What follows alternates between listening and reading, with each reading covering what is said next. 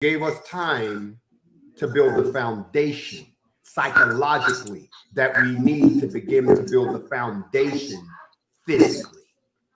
Wow. We got a couple more minutes. Talking about the spiritual, the so-called apostasy. Because to some extent, so many of our African brothers, so many African brothers, warriors, they be say, oh, where's the spouses are now? Now they be talking about they got the power of the Lord to save humanity. They can cure, they can do everything. But the government still shut them down. They're not even, they even stay praying at home. What are you talking about these so-called spiritual leaders, so-called pastors? Because they're nowhere to be found. What you say, brother? Because back then, the religion, the pastors, they used to use for uplifting the community, give them something to just so they can hold on. Now, most of these pastors don't respect. They're sitting home, waiting for the government to tell them, waiting to open the church. What do you think about it? That's why some of our brothers and sisters say, to some extent, came to expose a lot of people. This coronavirus. What's your take? It is written that when the teacher appears and the students are ready, it is written that in the last days there will be many who will come in my name, and I will say, get behind me, because I never knew you. All of these people who call themselves preachers and pastors and apostles and disciples and whatever other name they've given themselves are nothing more than fake messengers who are doing nothing more than re-emphasizing an institution that was created to destroy them and control them. Every time that there's been a grievance against the people, they go get one of these people to calm you down, when calming down is the last thing we need. Now, in the face of pestilence, in the face of disease, in the face of true sorrows that are infecting the people, when a spiritual connection is actually needed, they're nowhere to be found because they know the truth. I've taught on this many times. When we talk about Sheol and the judgment, when we talk about the being called upon for one comes, when your true nature of your soul is exposed before the Creator in the judgment, that those of you all who stood up and claimed to represent the Most High, you will be dealt with most egregiously. So where are those people? They're back where they are because they never were anyone to start with. And they knew they were preaching a false gospel. They knew that they couldn't answer the questions. They tell you, just shut up and go along. That is the sign of being brainwashed. Oh, you can lay hands and cure people, but you're nowhere to be found now. You claim that you can speak in tongues so that you got a word straight from the Creator, but I don't hear none from you now. Because the truth of the matter is you just use his belief system. You use religion as a way to profit and eat off of them. You're no better than some of these YouTubers who get on here and lie and then say, hit my cash app. The only difference is you do it in a building. The only difference is you do it with a perverted, revised version of the original scriptures. I recognize none of their power in this time because I know who sent me. And one of the reasons that I came was simply to expose the truth. Brothers, we're not attacking your religion. Don't come here with no, you just calling what it is. That's all. So, what am I saying? Talking about, this show is breaking records. I gotta be honest with you. There's so much power having this conversation because it ain't just about the emotion. It ain't just about the feeling, but it's about the facts. As the show shows that breaking the Instagram, breaking the social network. Keep emphasizing to people. So, talk about 1 million confirmation. So, y'all been promoting 1 million black warriors coming together to show power, to show unity, to show love. Help us to understand what is the main purpose behind this. Why are you so eager to make that happen? Because if this really happened, it will be something unique. So help us to understand why are you so deep pounding on this black million confirmation? Well, first of all, there is nothing unique about the assembly of a people armed. In this particular society, it would be unprecedented because nothing like that has been done in over 2,000 years because there's been no need for it. The idea is twofold. 1 million legally armed Black people in one place. Not only is it an expression of unity, not only is it an expression of power, but it is also a demonstration of the internal population of the ethno-nation. It is a small army that is willing to assemble, if necessary, to defend that particular nation. If 1 million of those people assemble in the United States, I would anticipate that millions more would assemble around the world. And that is a message that will be sent to the elites. That is a message that will be sent to all of the ruling nations. That is a message that would have to be discussed in the Supreme Council of the UN. Because if 1 million here and 1 million there and 1 million there are united, you cannot ignore our demands. Because that same million people doesn't just have to stand together on one accord. That million people could be unleashed within that prospective country. Wow. Remember what Elder John Eric Clark said. The Black man is the most that God ever created. So make no mistake about it. So it's been amazing having this conversation. Obviously, we got brothers and sisters in Jamaica, Nigeria, and Rome, South Africa. I feel like right here. So it's power. Word is power. And y'all can use it very effectively. So do you reckon it is about time to really push it into this nation, not only in the United States, but globally, just so we can then build this dreamed nation that all of our ancestors fought for? Ella Selassie, Marcus Garvey, Elijah Muhammad, all of our great transforming Nkrumah. You reckon it is about now? Not waiting. It's now. What is your take? I will agree with you that the time is upon us, that everything that is happening globally is happening because it is time. To the 13 independent countries of the Caribbean, it is time. To the 54 countries in the continent of Africa, it is time. To all of my brothers and sisters across the United Kingdom, it is time. Let me say this to all of you. If no one has told you, in this world, I love all of you unconditionally. Whether you hate me or not, I'm going to love you anyway because you are my blood. You are one of the souls that came out of my origin. So therefore, we have to come together. It is time. This is not the time for petty fighting. This is not the time for doubt. This is the time to study your individual area and for you to come up with an idea. If we were to bring this into fruition, how would you do it? Because this is not something that I can do by myself. This is not something that we can drive from the United States. The alliances must be built. The enemy is watching right now. The enemy is listening right now. The enemy is very much afraid, and you want to be careful of a scared animal because they will attack you. So while we're talking about this unprecedented time that we live in, please understand that I'm ringing the bell and blowing the horn and letting you know, yes, my brothers and sisters, it is time for us to do several things. It is time for us to take back that which is ours. It is time for us to arm ourselves in the best way possible. It is time for us to organize, but most importantly, it is time for us to drop the walls and communicate with each other. There are people in the United States who don't know anything about Africa. They know nothing about except what the white man has told them, and it's all negative. There are people in Africa who know nothing about their brothers and sisters in America. All they know is what they get back from some of their friends who've gone over there.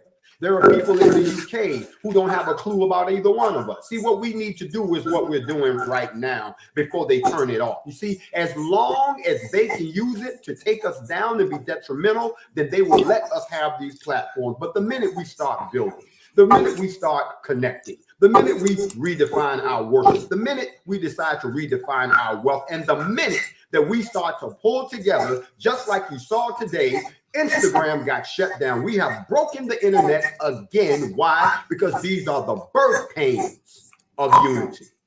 I bid you all a shalom and uhuru. Brothers and sisters, not yet. We have, man, brother, it's powerful. It's powerful. What we're doing, totally powerful. It's amazing. There's no word to describe how amazing. Yes, there's no word to describe how amazing it is. Having this platform to be able to share knowledge, to be able to educate the world. It's been an extremely experience for myself and for the shout out to the owner of this station. Shout out to Brother Dex. He made this possible because remember this radio is a global radio. As we speak, we got brothers in different continents watching this show, listen to it. We give it to you by any means necessary. There's no way our brothers and sisters could we understand some of our brothers and sisters in Africa. They don't have electricity, so they burn it into the DVD and they spread in the community. So that's amazing. We're not just sitting down here. We're doing the work, brothers and sisters.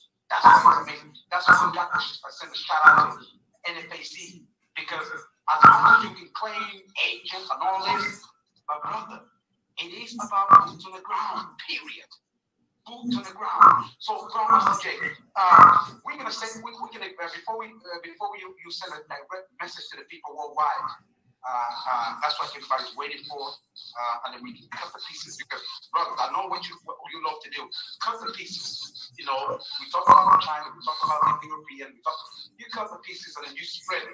We don't even care about likes. We care about information going out on different Facebooks and different YouTube accounts. That's what we care about. That's why they can't shut us down. No way. So we're gonna throw you names.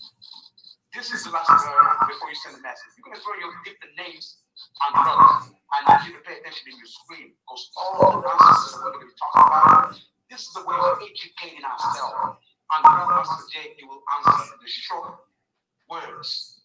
So that is why this is the last challenge we give it to our special guest. And then we know he's very, very knowledgeable about what's going on in the world, about our leaders. So I'm going to be throwing names, and then as always, we demand a short answer. And the name is also going to be in your screen. Pay attention to it. And shout out the comments on Facebook. We break it, right? That's what it is. So we started off. Are you ready? Yes. Okay, great. So we started off. We got some heavy names. Even though we did the last time, we added more names. And then if I'm sure you know pretty much all the names, and we're gonna go through it. Just today is just about the black side. We don't care about the white side no more. The African Marvel side guy. Legendary. Revolutionary. Unprecedented. Unappreciated. I've used these words again. Groundbreaking. Unyielding. An outstanding example of the melanated people that we should be proud of and uphold. Honorable, resilient, inspirational, legendary, honorary, and also unorthodox. A martyr for the people in principle and an individual unquestionable in their resolve. Ooh. Power unchecked power.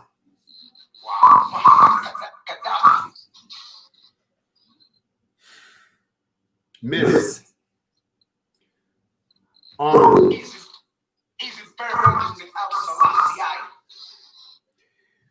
Legendary, immeasurable, inspirational, educational.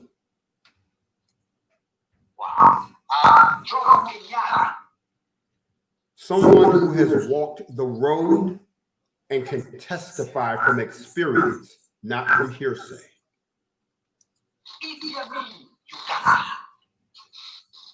The best and the worst of leadership in a world that did not appreciate him. Moving to the United States, Dr. Laila Africa. Mentor, teacher, savior, missed.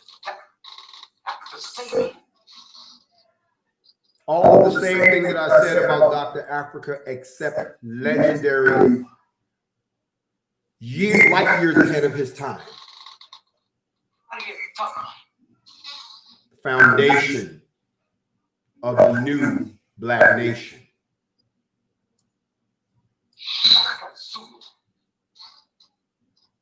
Me. Wow. We got so many names in. The Philosopher's Stone personified. Rosa Parks. The Rosetta Stone personified the epitome of Black strength in a woman. The great honorable, the great warrior of Malcolm X. The cornerstone. The cornerstone. I'm going to say it again. The cornerstone of the resistance that has manifested itself today. Elijah Muhammad. The messenger whose message has been received. Professor John Everett Clark. Beyond the teacher, but more so, the creator and the inspirer of the idea of not only liberation, but the elevation of the Black civilization. Wow. Respectable, honorable, irrefutable. Can't forget about this name. A gift that was taken away before its time, but whose work is legendary in the shaping of our minds.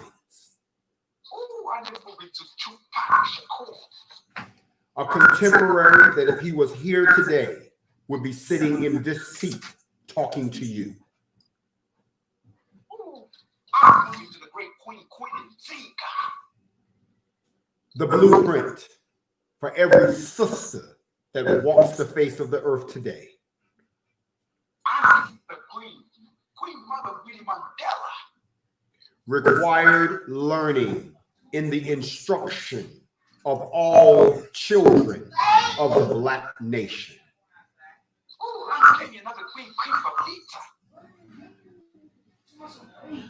Indescribable, irrefutable, unconquerable, immeasurable, and I can keep going. Infinite. Oh, I'm getting another one. Masa Musa. Incomparable wealth that to this day has never been surpassed by anyone, but the wealth of knowledge and the structure that he left is something that he should be honored for to this day. I'm giving another warrior, Muhammad Ali. Not only a great warrior, not only a great strategist, but also a warrior of compassion for his people. Oh, I'm giving another warrior, please. Dr. Khalid Muhammad. Someone that I wish was my father. I'm giving another, not so much warrior, but, pacifier. Even though he compromises a little, never somebody. The last of the greatest men to stand the post in the apartheid, which is reminiscent of what we're experiencing today, who persevered even until the end, And even though he may be gone, his work remains to be finished by us. And that's why EFF is carrying out the time. Even Martin Luther King, the greatest Martin Luther King. Martin Luther King was one of the greatest Black men to ever live, not because he believed in nonviolence, because he knew we couldn't win, but because he was smart enough to wake up. And because of the position he had, he realized that his work had just begun before they took his life. Ooh, our great voice. Whitney Houston. Cultural treasure, gone too soon. Oh, but I think this house has got a lot to do with you. Stokely Carmichael. One of the inhabitants whose spirit lives through me. Oh, I don't know if you know this one. Samora Michelle. I'm sure you know Samora Michelle. Yes. A contemporary, someone that I would say was resilient, but at the same time, whose story is so much like any of us that all of us have her greatness embedded in us. Oh, we got this great basketball player, Kobe Bryant. Another cultural treasure, gone too soon, however, at the same time, demonstrating that even if you put us in a box and just play sports for you, if you let us out the box, we can be better businessmen and better fathers than you ever could have been. Rest in peace, Kobe. To the great ancestor Joseph Benyaka. Monumental. Wow, I'm moving to this great entertainer right there, Michael Jackson. The greatest entertainer that has ever lived, whether they live now or whether they live in the future. No one ever will ever be able to surpass this true gift from the Creator. Ooh, I'm the great. Ahead of his time.